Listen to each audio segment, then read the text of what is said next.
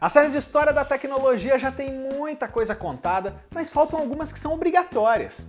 E chegou a hora de mais uma delas, a Apple, a querida maçã, que lança ou populariza tendências e tem uma trajetória menos estável do que você imagina. Mas antes desse resumo gigante, deixa aquele joinha porque o vídeo tá bem longo e bem legal. Se inscreve no canal se não for inscrito e toca no sininho para ser avisado cada vez que tiver vídeo novo aqui no canal. Beleza? Agora vamos lá para a história da Apple.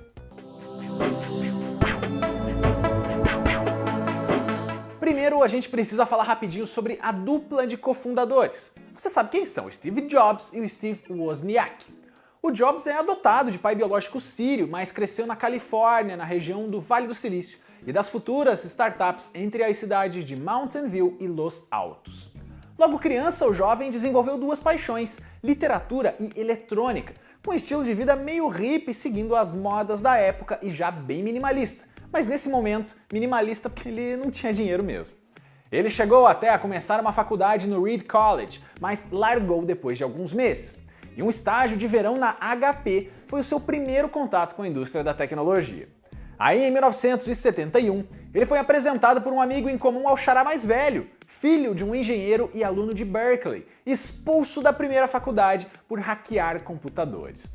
O Wozniak, o Woz, era fanático por eletrônica e queria desenvolver um projeto próprio. Ele tinha 21 anos, o Jobs tinha 16. Mas antes do sonho, veio uma malandragem. Só a partir de um artigo de uma revista, o Woz construiu uma Blue Box, que é tipo um telefone pirata para chamadas de longas distâncias sem custo. O Jobs era o cara do marketing desde o começo e chegou a vender algumas unidades para conhecidos. A dupla viu aí então que trabalhava bem junta, se completava e logo viria um projeto mais sério. E aí a gente viu também o desenvolvimento da personalidade dos dois. Quando trabalhava na Atari, em 1973, o Jobs pediu ajuda para o amigo para criar uma placa de circuitos para o clássico Breakout, já que ele não fazia ideia de como fazer isso.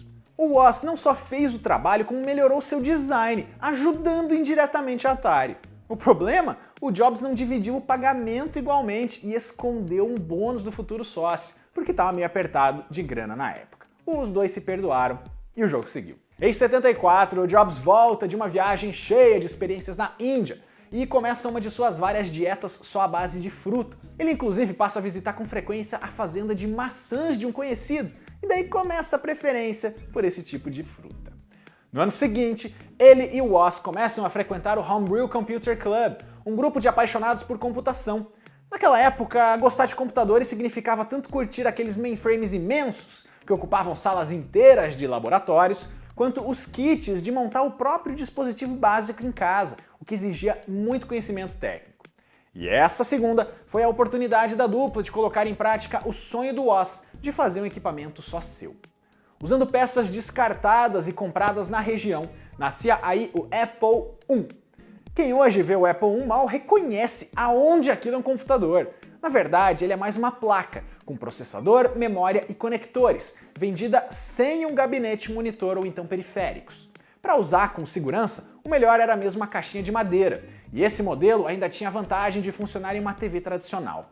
A simplicidade e funcionalidade conquistou a galera do clube, e o Jobs fechou o primeiro contrato da Apple com a loja de um dos frequentadores, 50 unidades. O crédito dessa venda é usado para encomendar as peças e durante um mês, ele, o Woz e alguns colegas fazem maratonas na garagem dos pais do Jobs para deixar todos prontos. A dupla precisou até vender algumas coisas para fechar o orçamento, com o Woz sacrificando uma de suas calculadoras científicas da HP de estimação. No fim, os modelos foram comercializados por $500 para a loja e mais tarde um pouquinho mais caro para o público. Em 1º de abril de 1976, a Apple Computer era oficialmente fundada na Califórnia por Steve Jobs, Steve Wozniak e Ronald Wayne. Peraí, quem? Pois é, tinha um terceiro elemento aí no começo, mas o Wayne não queria riscos financeiros de apostar numa empresa pequena daquelas, porque tinha se dado mal num negócio parecido. Ele só ajudou a assinar a papelada e semanas depois vendeu os seus 10% da empresa para os outros dois e pulou fora. Em entrevistas décadas mais tarde, o quase milionário diz que lamenta mas que é a vida. E vale lembrar que nesse período a primeira logo da Apple é super rebuscada, com uma ilustração que faz referência a Isaac Newton, o físico das teorias da gravidade. E durante todo o ano de 76, o Apple I começa a ser vendido oficialmente e exposto em feiras da área. Como foram só 200 unidades e uma fabricação totalmente caseira, cada uma virou item de colecionador e hoje vale uma nota em leilões. Aí, em 3 de janeiro de 77, a Apple Computer vira uma empresa incorporada e começa a contratar executivos experientes para cuidar da administração. Chegam o primeiro investidor, o Mark McCullough, e o primeiro CEO, Michael Scott. Não é esse Michael Scott. What? E a logo vira uma maçã já mordida, porém colorida com as cores do arco-íris. Com o primeiro computador um sucesso, é hora de partir para o próximo. O Apple II sai em abril de 77 e é o primeiro grande sucesso comercial da empresa. Ele agora tinha um corpo de plástico bem elegante para a época e era capaz de reproduzir gráficos coloridos. O modelo rodava aplicativos de planilhas e cálculos, o que tornava ele ótimo para o mundo corporativo. O Apple II ganhou várias sequências com versões atualizadas, com novos componentes, mas eu vou repetir muito isso no vídeo. Não dá para falar de todos aqui ou a gente nunca vai avançar. E olha só, a crítica maior da imprensa na época é um aspecto que está aí até hoje, o preço. Quase $1.300 na época, o que é muito mais hoje em dia. Em dezembro de 1980, a Apple faz a sua oferta pública de ações e nesse momento ela já é respeitada na área, mas não é gigante. O McCullough, o primeiro investidor, agora é o CEO e a empresa experimenta nesse ano o seu primeiro fiasco, o Apple III. A ideia era ser uma grande atualização do anterior, mas ele teve problemas em absolutamente todos os processos de design, fabricação, funcionamento, até recall o produto sofreu por superaquecer. O lançamento já atrasado aconteceu no fim do ano e não empolgou. Em agosto de 81 chegou o IBM PC, que foi uma verdadeira revolução no conceito de computadores domésticos, criando a primeira grande rivalidade da maçã. Uma versão revisada foi lançada, mas a estratégia da empresa foi retornar para a geração anterior, o Apple II, e não aposentar esses modelos ainda populares. Nesse começo de década, a empresa também diversifica a sua linha de produtos, lançando periféricos próprios, começando por impressoras, como as primeiras desse segmento, mas depois vindo também drives e monitores. Em 83 veio o segundo grande fracasso, o Lisa, computador desenvolvido ao mesmo tempo que o Apple III e igualmente amaldiçoado. Por problemas internos e no produto, ele foi péssimo comercialmente e era caríssimo até mesmo para os padrões da Apple. Milhares de unidades não vendidas foram descartadas num lixão, tipo o que rolou com a Atari no crash dos videogames. Mas o Lisa tinha as suas qualidades, que seriam aproveitadas mais para frente. Esse foi um dos primeiros computadores do mundo que tinha interface gráfica visual para navegação e um mouse, que eram inovações que o Jobs e sua equipe pegaram no Xerox Palo Alto Research, o PARC, depois de uma visita de vários dias ao local. Sobre isso, eu já contei na história da Xerox, mas não foi exatamente um roubo, porque foi tudo combinado. A Xerox levou algumas ações da Apple em troca das visitas, mas é fato que a Xerox merecia mais crédito por isso. E o Lisa tem a curiosidade do nome. O mais provável é que o Jobs batizou a máquina em homenagem à filha, que ele teve de forma não planejada com uma namorada da época e demorou para reconhecer. Mas isso sempre foi negado por ele, e o modelo seria uma sigla para Local Integrated System Architecture. A gente finge que acredita, né? O fato é que em 83 a Apple precisava de uma liderança firme contra as crises.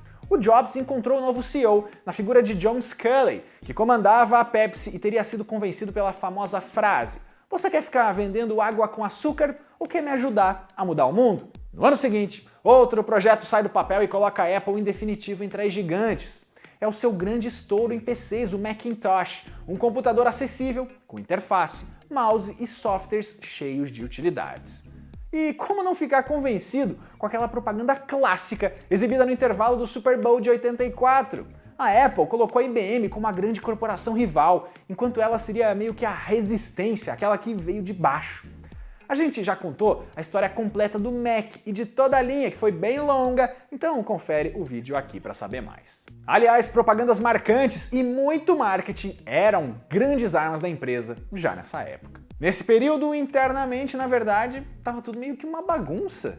O Jobs entrava e saía das equipes para dar ordens, brigar com funcionários e impor ideias, e ninguém mais aguentava isso. Além disso, alguns projetos recebiam mais importância do que outros, e isso fez os dois cofundadores saírem da empresa no mesmo ano. Em 6 de fevereiro de 85, o Woz deixa a Apple, insatisfeito com os rumos da companhia. Ele chegou a ficar um tempo como conselheiro oficial, mas hoje só comenta por cima e até critica algumas das novidades.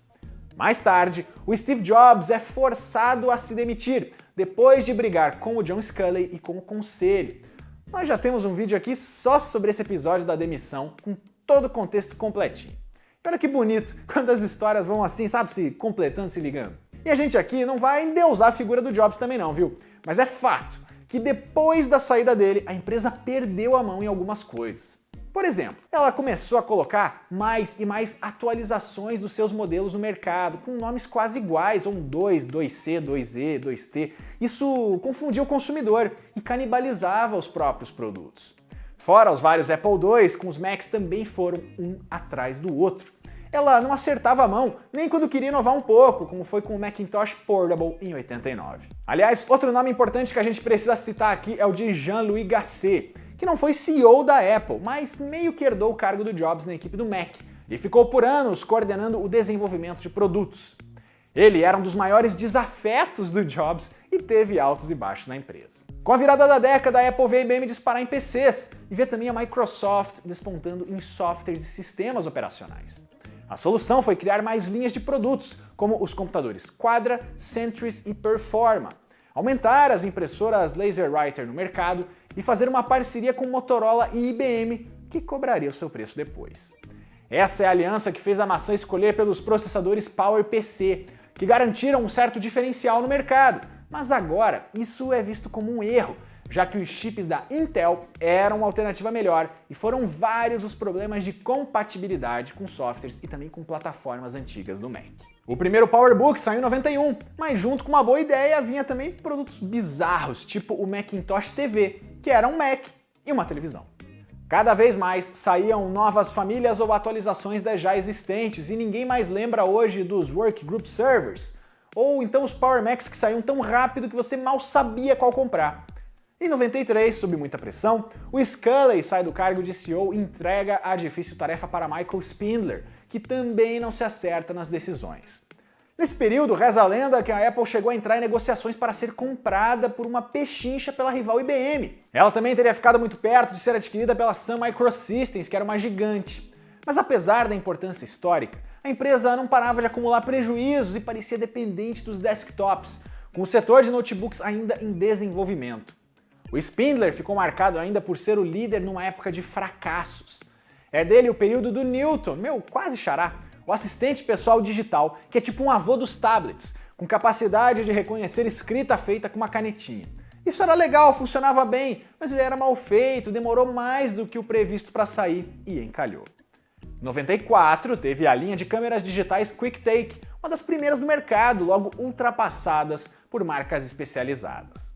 Tem ainda o console Pippin, pois é um console, feito em parceria com a Bandai em 95 e também um fracasso. Nem em sistemas operacionais a fase era boa, porque o macOS Copland foi cancelado após 2 anos de desenvolvimento. Em 1996 entra Gil Amelio, que fazia parte do conselho e agora tinha a dura tarefa de estancar o sangramento financeiro. Ele tomou decisões mais duras, mas não deu certo, e esse foi o pior ano da história da Apple financeiramente. Mas foi ele também que adquiriu e absorveu nesse ano a empresa Next, justamente a fundada por Steve Jobs durante o período de afastamento. O cofundador estava de volta para casa e, menos de um ano depois, pega o cargo de CEO interino e depois definitivo. O Jobs foi então quem arrumou a casa. Com carta branca, ele começa a descontinuar uma série de produtos para que a Apple volte a focar em poucos setores.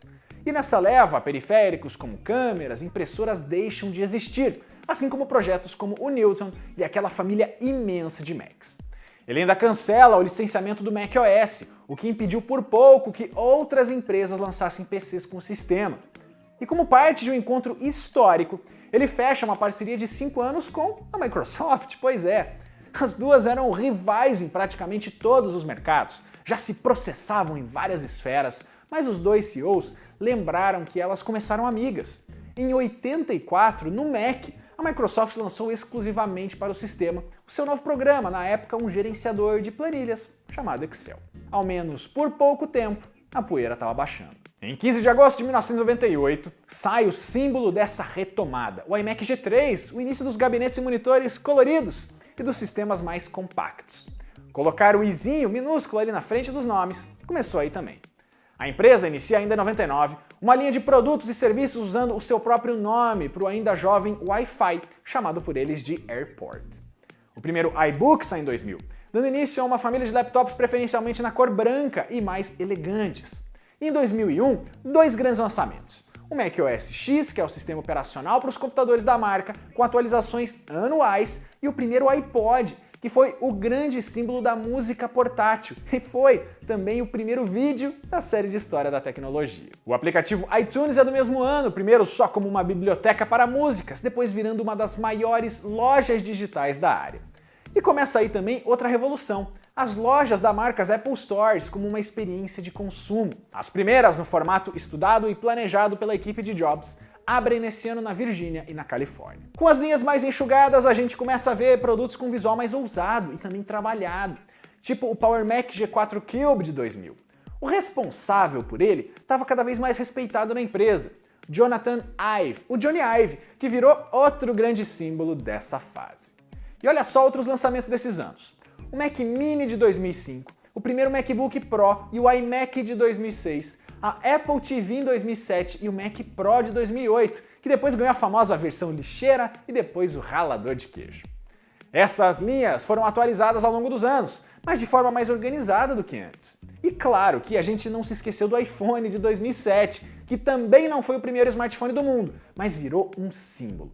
Mesmo sendo um produto caro e menos diverso em formato e preço que o Android, o celular da Apple domina metade do mercado norte-americano e é a terceira maior fabricante de celulares do mundo. E ó, o primeiro iPad é de 2010, também praticamente inaugurando e rapidamente dominando o mercado de tablets. E já tem história completinha de todas as versões deles aqui no canal, então eu não vou falar delas aqui. Mas aí vem uma péssima notícia.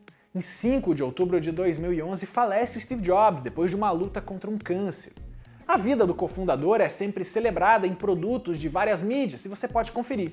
A biografia escrita por Walter Isaacson é super completa e os filmes biográficos, no mínimo, valem a assistida. Quem assume o lugar dele é o Tim Cook, que já assumia quando ele tirava licenças para cuidar da saúde. O estilo dos dois são bem diferentes, o Tim é menos enérgico, mas ele faz escolhas muito interessantes e foi considerado o sucessor perfeito. Os lançamentos não pararam, como o Apple Watch em 2014, virando líder absoluto nessa indústria também e transformando o acessório muito mais do que só em um produto de luxo no pulso, mas também um companheiro na saúde.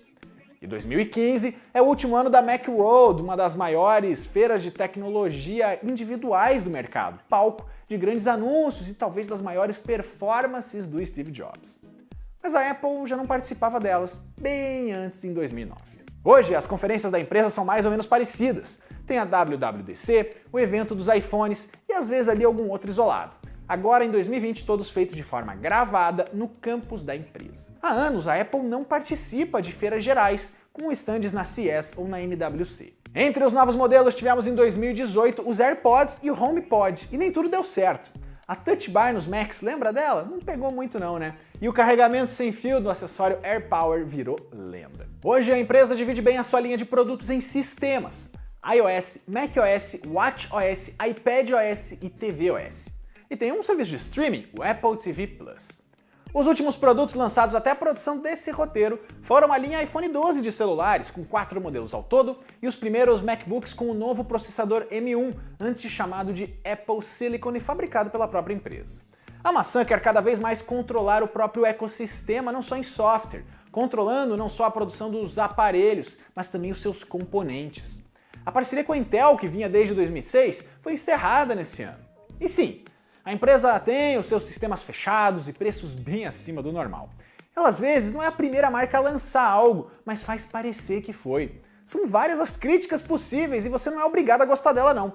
Mas a gente não pode deixar também de reconhecer a importância da maçã para a história de toda essa indústria, desde os computadores pessoais do começo dos anos 80 até os smartwatches.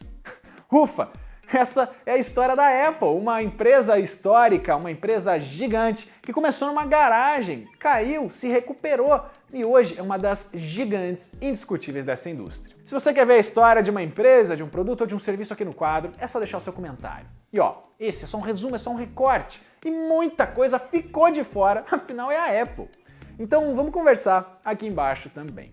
As fontes da pesquisa estão aqui na descrição. E não se esqueça de conferir ainda a playlist do quadro, porque aquela história que você tanto quer ver já pode ter sido contada aqui. Até a próxima!